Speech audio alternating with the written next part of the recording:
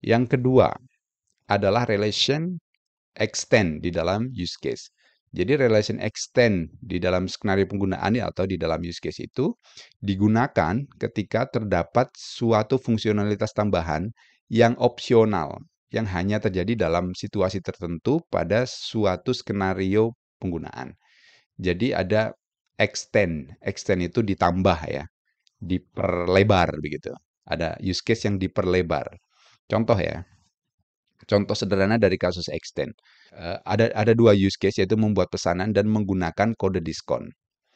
Nah, customer ini berinteraksi dengan use case utama, yaitu membuat pesanan. Tetapi di sini ada extend. Extendnya apa? Extendnya adalah diskon.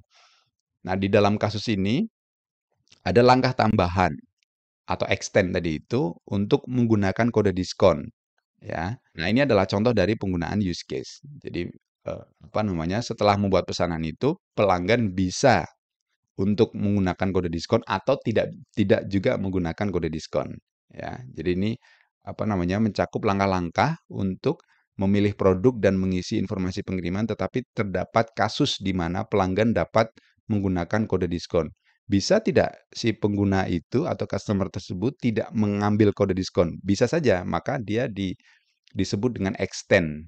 Dia menjadi opsional. Bisa dipilih, bisa enggak gitu. Berbeda ya dengan apa namanya? Include tadi itu. Kalau include adalah harus dijalankan dulu sebelum main flow itu dijalankan. Kalau extend itu bisa opsional.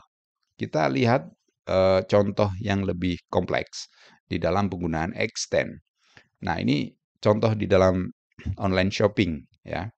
Nah, ini ada satu base use case, yaitu check out customer atau check out pesanan ya, check out pesanan yang di dalamnya ada payment atau pembayaran, yang pembayarannya itu bisa memilih, bisa cash, bisa pakai kartu kredit, juga bisa pakai debit card. Jika aktor ini bisa memilih, maka kita bisa menggunakan extend relationship di dalam use case diagram. Begitu. Nah, kita lihat ya di sini. Penggunaan di dalam deskripsi use case itu kayak apa? Dengan menggunakan extend ini. Saya hanya akan melakukan highlight ke bagian yang menggunakan extend. Jadi extendnya apa? Misalnya ini kita bikin dulu ya. Yang pertama kita bikin dulu use case. Apa namanya? Semua ini didetailkan dulu ya. Semuanya didetailkan dulu. Pay by cash itu dijabarkan dulu use case-nya, deskripsi use case-nya. Pay by credit card itu dijabarkan juga, kemudian debit card juga dijabarkan juga, check out juga dijabarkan juga. Sehingga kita mempunyai 1, 2, 3, 4 ya. 4 deskripsi use case yang memuat main flow, alternative flow, dan lain-lain sebagainya itu. Sesuai dengan kriteria penulisan deskripsi use case. Nah, setelah itu bedanya kalau kita menggunakan extend itu adalah pada bagian terakhir ya, bagian terakhir ini. Sistem meminta pembayaran dengan tunai, kartu kredit atau kartu debit ya. Nah, yang keenam ini payment. Kita memasukkan extend use case karena jika pakai alternative flow maka itu akan menjadi terlalu panjang dan itu akan berulang-ulang dituliskan di setiap use case yang membutuhkan payment di dalamnya begitu ya. Oleh sebab itu kita bisa pakai extend untuk menjabarkan pilihan-pilihan alternatif itu tadi.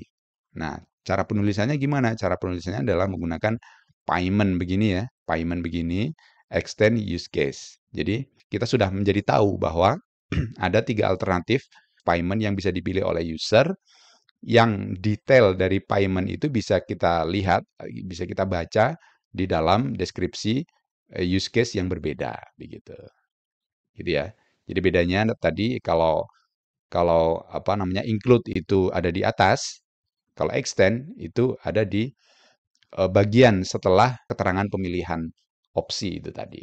Kita lihat tadi ini adalah main flow-nya, kemudian ini extend-nya lengkap dengan description of insertion segment tadi itu.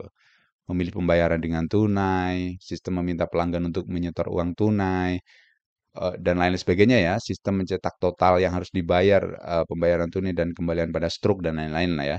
Itu sesuai dengan apa namanya flow yang ada ketika kita menentukan use case pay by cash. Demikian juga dengan metode pembayaran yang lain, dengan kartu kredit ataupun dengan transfer bank. Sebaiknya kita buat semuanya di dalam deskripsi use case.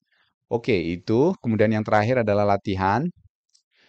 Di latihan ini ada sebuah use case ya, aktornya cuma satu, customer.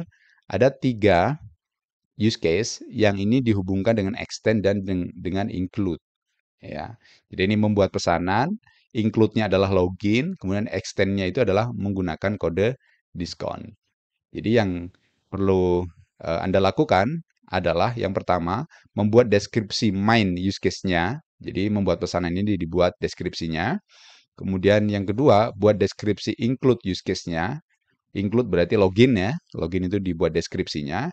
Kemudian yang ketiga, buat deskripsi extend use case-nya. Berarti menggunakan kode diskon ini dijabarkan di dalam sebuah deskripsi use case. Nah, itu adalah materi pekan kedua tentang pemodelan kebutuhan fungsional sistem menggunakan use case diagram.